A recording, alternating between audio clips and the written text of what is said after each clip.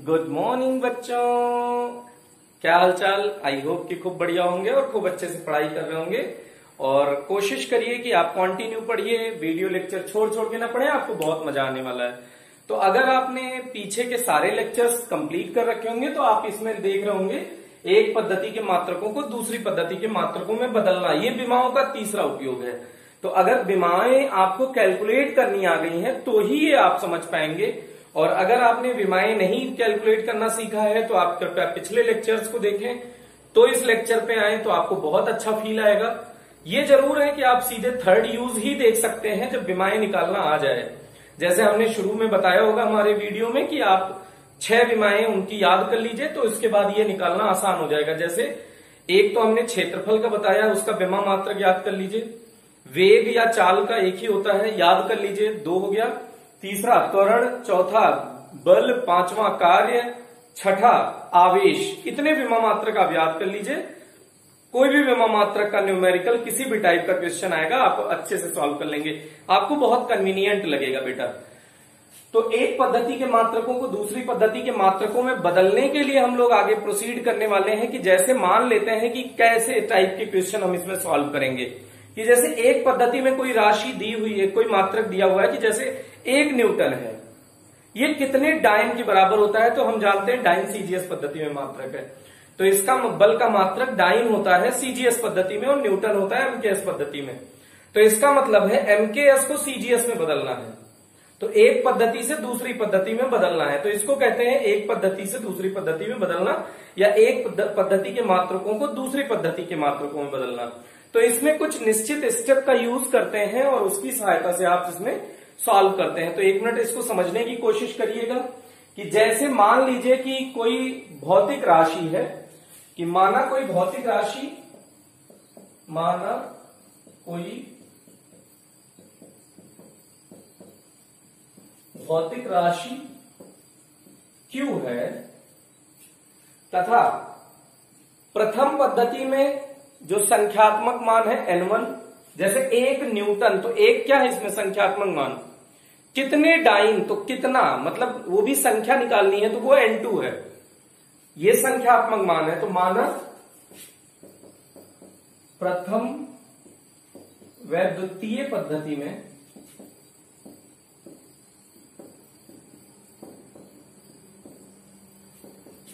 संख्यात्मक मान क्रमशः N1 व N2 है तथा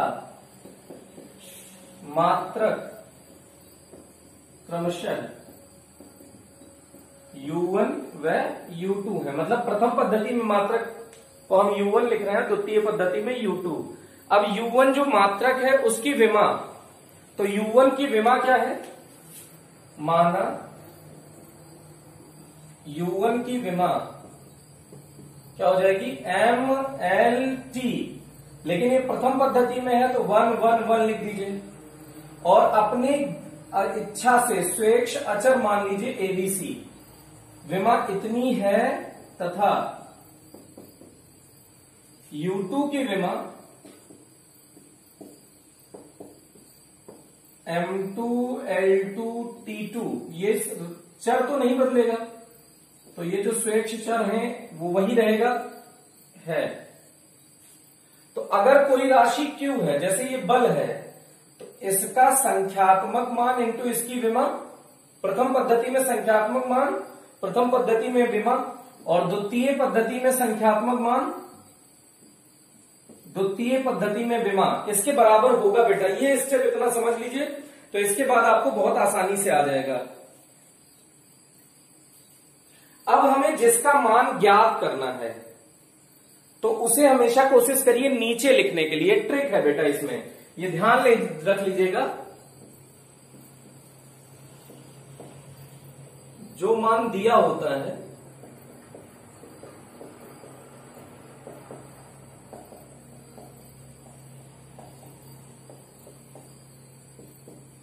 जिसे निकालना है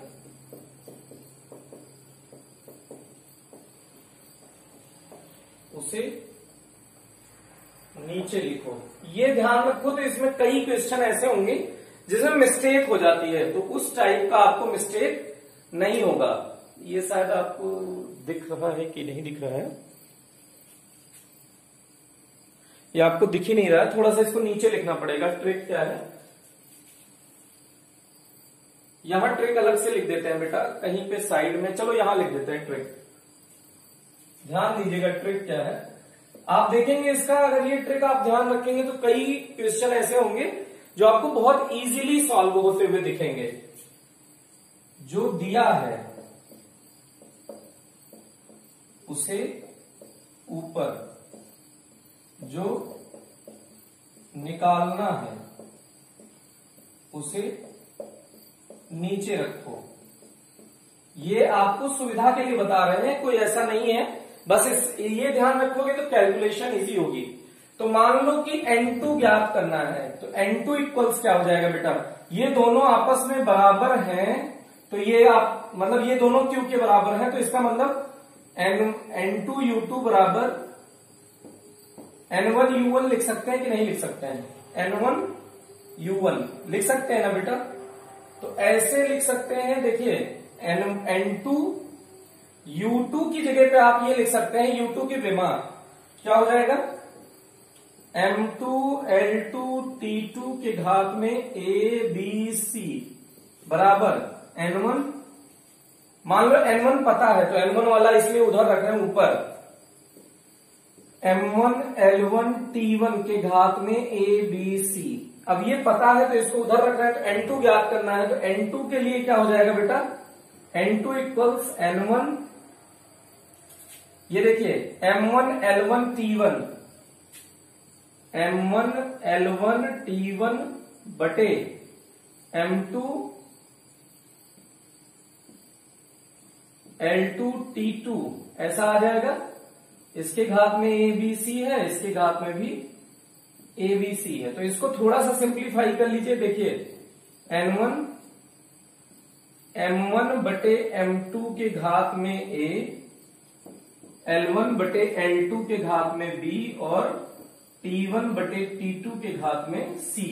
तो ये आपका एक फॉर्मूला जनरेट हो गया। इसी फॉर्मूले की सहायता से आपको इसका कैलकुलेशन करना है। तो एक बार वीडियो पॉज करो बेटा और जल्दी से इस फॉर्मूले को लिखने की कोशिश करो, इसको जल्दी से समझ लो।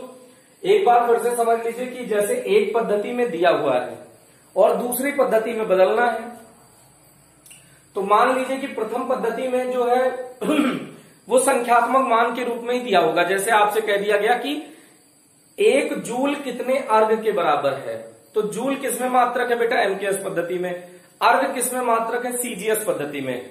ये सब आपको धीरे धीरे आ जाएगा। अभी आपको नहीं पता होगा कि जूल किसमें मात्रक होता है, अर्घ किसमें मात्रक होता है। ये धीरे धीरे आप समझ जाएंगे, जैसे जैसे आप आगे प्रोसीड करते जाएंगे फिजिक्स को, वैसे वैसे आपका क्रिस्टल क्लियर होता जाएगा कॉन्सेप्ट। तो फिर से 1 जूल, तो इसका संख्यात्मक मान कितना हो गया, 1 जूल क्या हो गया इसका मात्रक। कितने डाइन, तो N2 पूछा है आपसे, और डाइन ये आपको अभी नहीं पता है कितना होता है। तो इसका मतलब है कि जो प्रथम पद्धति में है वो विमा है M1L1T1। अच्छा, ये विमा ये ही मान बदल सकता है। जैसे यहां द्रव्यमान है, ये M क्या है, द्रव्यमान का वो विमा है, L लंबाई की विमा है, T समय की विमा है। तो ये नंबर जो इसकी घात है ABC वो तो सेम ही रहेगा बेटा, क्योंकि जैसे बल की विमा क्या होती है, MLT-2, तो M की घात में 1 है, L की घात में 1 है, T की घात में -2 है। तो ये चाहे एमकेएस पद्धति में हो चाहे सीजीएस पद्धति में हो, इसीलिए हमने ABC इसमें भी माना है, ABC इसमें भी माना है। तो हम ऐसे कह सकते हैं कि Q बराबर N1U1 बराबर N2U2। N1 N2 क्या है, प्रथम और द्वितीय पद्धति में संख्यात्मक मान। U1 और U2 क्या है, प्रथम और द्वितीय पद्धति में मात्रक है। तो U1 के प्लेस पे हम लिख सकते हैं M1L1T1 के घात में ABC, और इधर U2 के प्लेस पे ये लिख दिया। तो N2 निकालना है तो N2 को इधर रखिए, बाकी सबको उधर करके इस टाइप से आप फॉर्मूला बना लीजिए। तो एक बार इसको सॉल्व कर लीजिए, इसको आप दिमाग में बिठा लीजिए, फिर हम आपको एक क्वेश्चन कराते हैं, उससे कॉन्सेप्ट क्लियर हो जाएगा। ये थ्योरी आप समझ गए होंगे, तो आगे बढ़ते हैं हम लोग। इसको इरेज कर रहे हैं बेटा।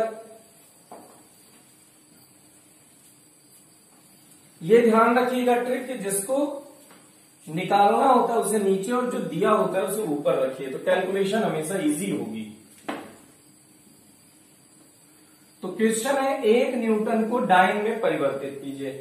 एक क्वेश्चन आप देख लीजिए, उसके बाद आपको समझ में आ जाएगा। 1 न्यूटन को, ये डायन नहीं है बेटा, कोई लोग कहेंगे डायन डरावनी, डाइन में परिवर्तित कीजिए।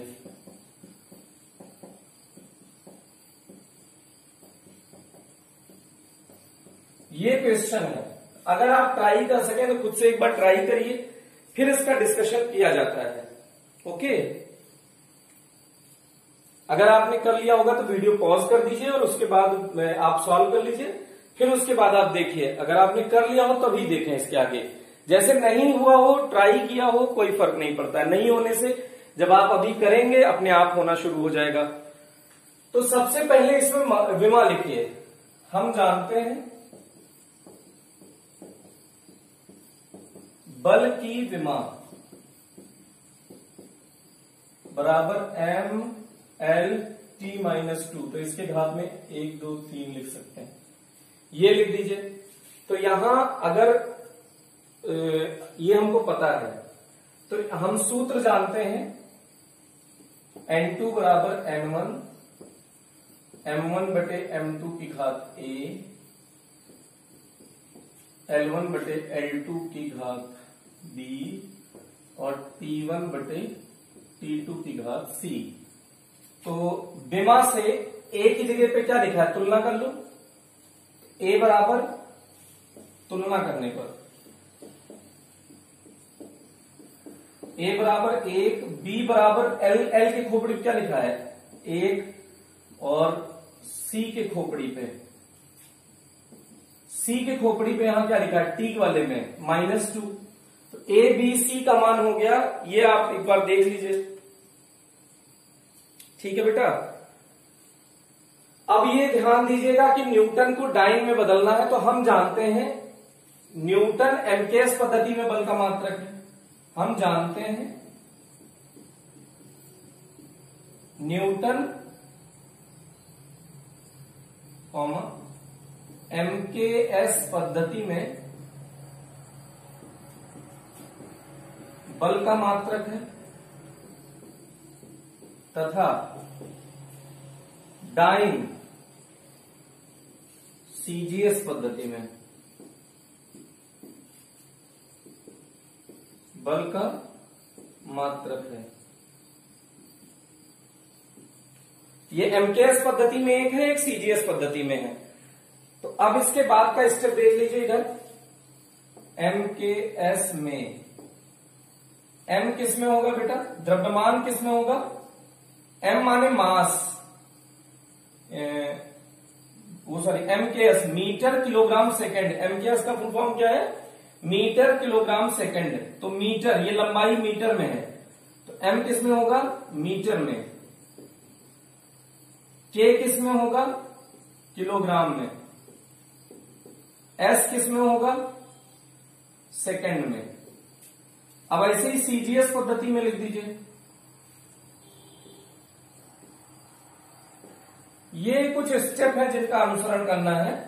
तो सीजीएस पद्धति में जैसे बल का ये जो द्रव्यमान है, मास, द्रव्य एम जो होगा वो सेंटीमीटर में होगा।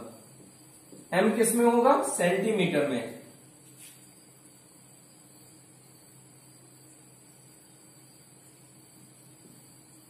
ये एम के एस ना लिखिए, ये ऐसे ना लिख के थोड़ा सा इसको इरेज करके ऐसे लिख लीजिए। जो आपने M1 L1 T1 माना है ना, ऐसे लिख दीजिए।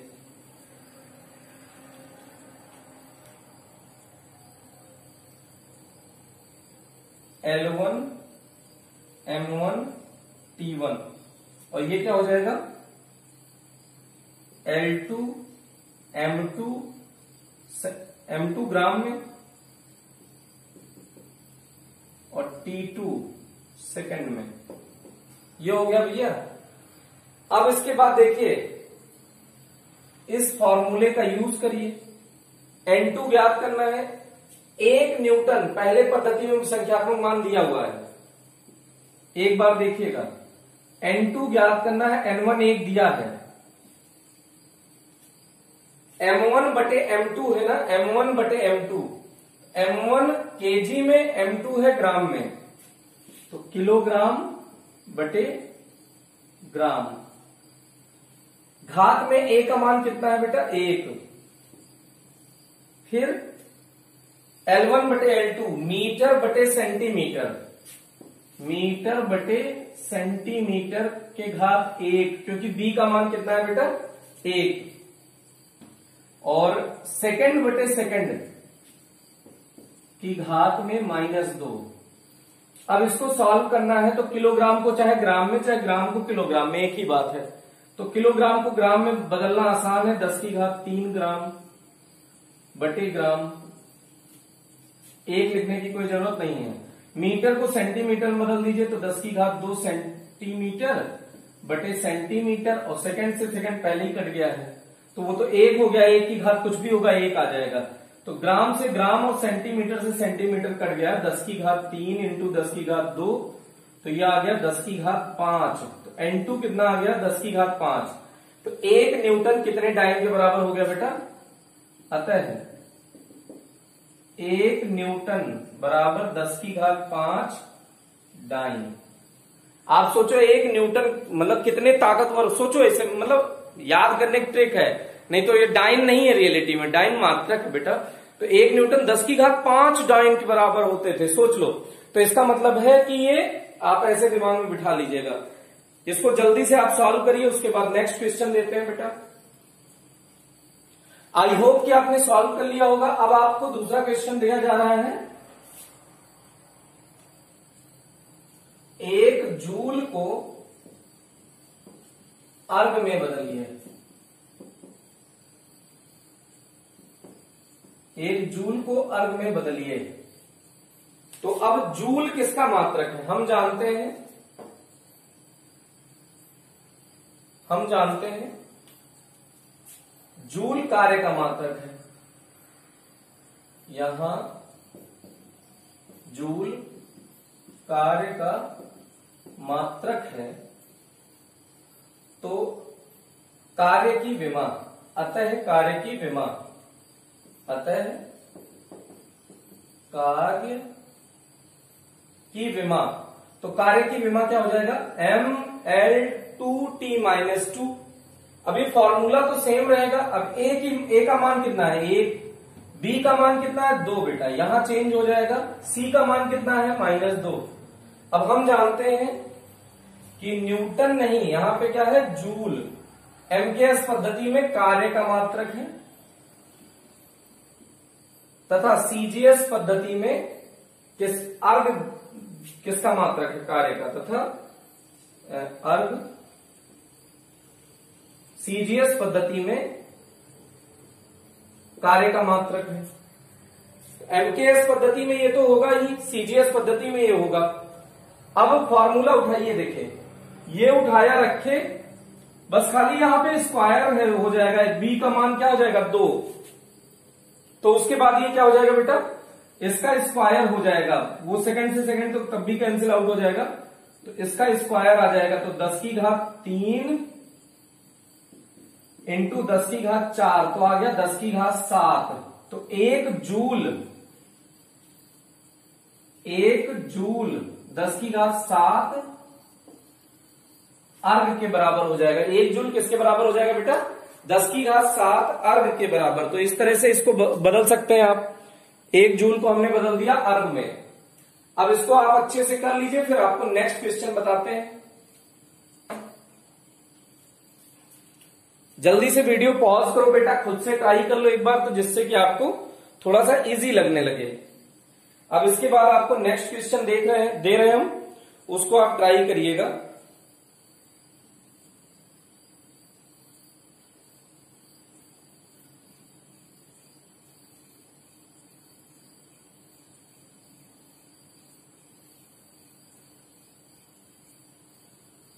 ये विमाओं के उपयोग में लास्ट उपयोग चल रहा है अपना।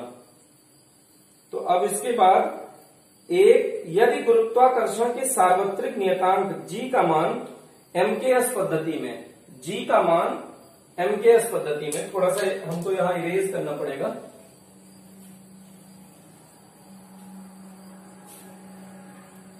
क्वेश्चन क्या है? गुरुत्वाकर्षण नियतांक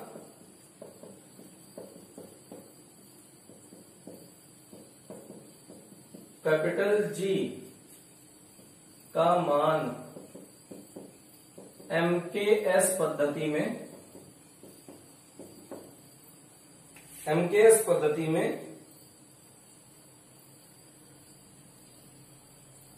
6.67 गुणा 10 की घात -11 हो तो अपन को याद ही है।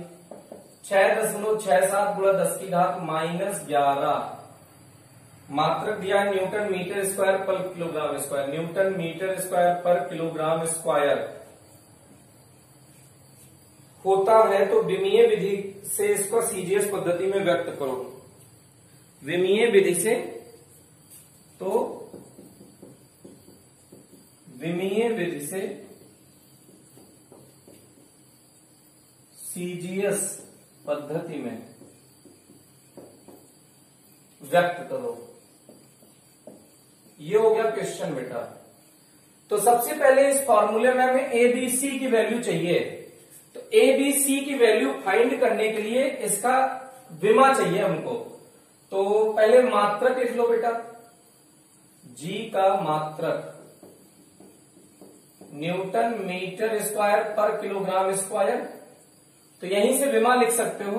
अतः जी की विमा, देखो न्यूटन माने बल का मात्रक है तो बल की विमा लिख दो mLT-2। ये मीटर स्क्वायर लंबाई का मात्रक है तो L2 हो जाएगा, क्योंकि लंबाई का मीटर तो मीटर का L हुआ तो ये स्क्वायर है तो L2 हो जाएगा। और ये नीचे क्या हो जाएगा, kg द्रव्यमान का है तो m2। एक m से एक m कैंसिल आउट हो गया, m ऊपर चला जाएगा। तो यहां लिखना है बेटा, ध्यान दीजिएगा, g का m ऊपर जाएगा क्या हो जाएगा m-1, l कितना हो जाएगा 3, t कितना हो जाएगा -2। ये हो गया g की विमा। तो तुलना करने पर a का मान कितना हो गया बेटा -1, b का मान कितना हो गया 3, c का मान -2। अब हम जानते हैं MKS पद्धति में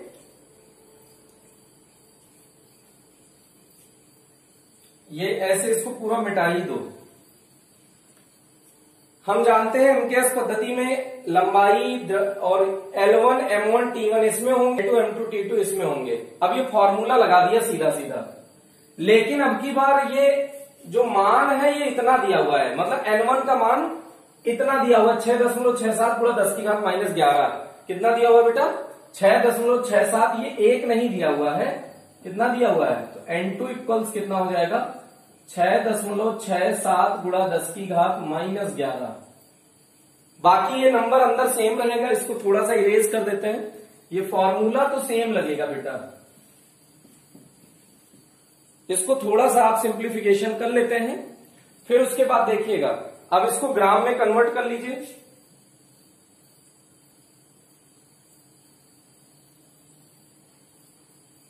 देखो 6.67 गुणा 10 की घात -11, किलोग्राम को ग्राम में बदलो, 1 किलोग्राम में 10 की घात 3 ग्राम, ग्राम 1 मीटर में कितने सेंटीमीटर 10 की घात 2 सेंटीमीटर बटे सेंटीमीटर स्क्वायर। अब ये सेकंड से सेकंड तो कट ही जाएगा, दोनों पद्धति में सेम है, लेकिन अब ये घात यहां बदलनी है ना। ए बी सी का मान आपने नया निकाला है, तो ए का मान -1, बी का मान 3 है, तो यहां -1 और यहां 3 ये बचा है। तो 6.67 गुणा 10 की घात -11, ये ग्राम से ग्राम कैंसिल आउट हो गया, 10 की घात -3 हुआ, तो यहां पे लिख देंगे 10 की घात -3 इंटू सेंटीमीटर से सेंटीमीटर 10 की घात 6 हो गया। तो ये थोड़ा सा सिंप्लीफाई होके क्या आ जाएगा बेटा 6.67 गुणा 10 की घात 11 3 14 -14 में से 6 गया -8, तो 10 की घात -8। अब ये सीजीएस पद्धति में होगा तो इसका न्यूटन की जगह क्या लिख दोगे बेटा? डाइन। न्यूटन की जगह क्या लिख दोगे? डाइन। मीटर की जगह सेंटीमीटर स्क्वायर पर ग्राम स्क्वायर, ये मात्रक हो जाएगा इसका। पहले N2 तो इतना आया है, इसमें N2 का मात्रक नहीं होगा क्योंकि ये संख्या है। N2 इतना आ गया तो N1 बराबर कितना हो जाएगा? सॉरी, G का मान अब कितना हो जाएगा? G का मान सीजीएस पद्धति में कितना हो जाएगा? G बराबर 6.67 गुणा 10 की घात -8। न्यूटन की जगह क्या लिखोगे बेटा मात्रक में? डाइन सेंटीमीटर स्क्वायर पर ग्राम स्क्वायर। ये हो गया इसका आंसर बेटा। तो ये आपका आंसर हो गया, इसको आप देख लीजिएगा। अगर ये विमीय विधि से नहीं कहा होता बेटा तो इसको हम ओरल भी आपको करना सिखा देंगे, लेकिन इसको पहले नोट करिए फिर हम आपको ओरल तरीका बताते हैं। पहले इसको विमीय विधि से आप कर लिए, इसको वीडियो पॉज करिए, फिर हमको ओरल बताना है आपको। देखिएगा इतने में ही ओरल हो जाएगा, इतने प्लेस पे।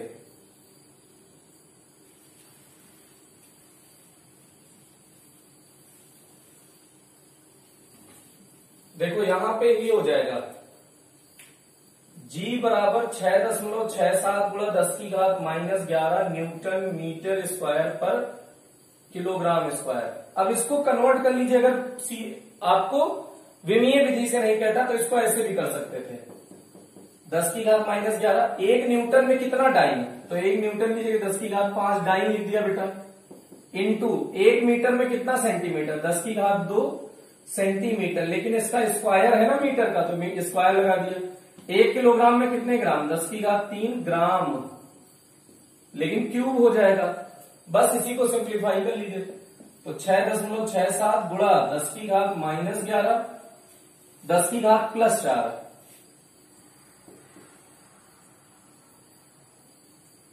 दस की घात +4 और 10 की घात 5, तो 5 4 9, तो 10 की घात 9 हो गया ऊपर, dyne centimetre square, dyne centimetre square बटे में 10 की घात 3 का क्यूब करेंगे तो 10 की घात 9 हो जाएगा। ये क्या हो गया,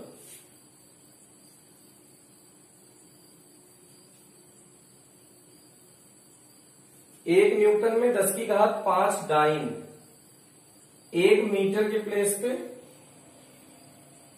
100 सेंटीमीटर, तो न्यूटन मीटर स्क्वायर पर किलोग्राम स्क्वायर, 1 किलोग्राम में 10 की घात 3 ग्राम, तो ये स्क्वायर होगा। सॉरी यहां स्क्वायर है बेटा तो यहां भी स्क्वायर लगेगा, तो ये 10 की घात 6 हो गया, तो ये हो गया ग्राम स्क्वायर। अब ये ऊपर जाएगा तो कितना आ जाएगा, 6.67 गुणा 10 की घात -11 और ये यहां बचेगा 3, 10 की घात 6 से 10 की घात 6 कैंसिल, 10 की घात 3 बचेगा, तो 10 की घात 11 और 3 वो सॉरी 11 यहां -11 है +3 तो -8 डाइन सेंटीमीटर स्क्वायर पर ग्राम स्क्वायर। तो ये डायरेक्ट करने का तरीका है बेटा, इतना नौटंकी नहीं करना पड़ेगा, लेकिन अगर विमीय विधि से कहा है तो आपको ये प्रोसीजर फॉलो करना पड़ेगा। तो इस तरह से 1-2 क्वेश्चन आप और ट्राई करिएगा और फिर इसके बाद हम लोग एक क्वेश्चन आप और डिस्कस कर लेते हैं, फिर उसके बाद हम लोग ओवर करते हैं।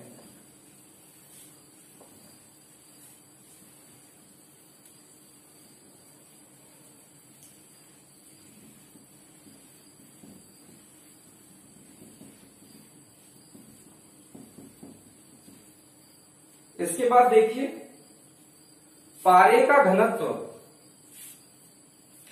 पारे का घनत्व दिया हुआ है 13.6 ग्राम पर सेंटीमीटर क्यूब। तो विमीय विधि से एमकेएस पद्धति में मान ज्ञात करो। तो अब एमकेएस पद्धति में ज्ञात करना है बेटा, तो ये किस में है? सीजीएस पद्धति में। तो सीजीएस में M1 L1 T1, जिसमें अब आपको ध्यान रखना है कि जिसमें दिया है, सीजीएस में दिया है तो इसको ऊपर रख लो, एमकेएस में ज्ञात करना है नीचे रख दो। एमकेएस में क्या होता? M2 L2 T2, M2 L2 T2, ये तो सेकंड में ही रहेगा। L किस में? ये क्या हो जाएगा? किलोग्राम में। ये किस में हो जाएगा? मीटर में, सेकंड में। और इधर किस में है? ग्राम में। ये किस में है? सेंटीमीटर में, और ये सेकंड में। तो अब घनत्व की विमा चाहिए हमको। तो घनत्व की विमा बराबर, घनत्व बराबर द्रव्यमान बटे आयतन, बटे आयतन से। द्रव्यमान की विमा m, आयतन की L3, तो ये क्या हो जाएगा? M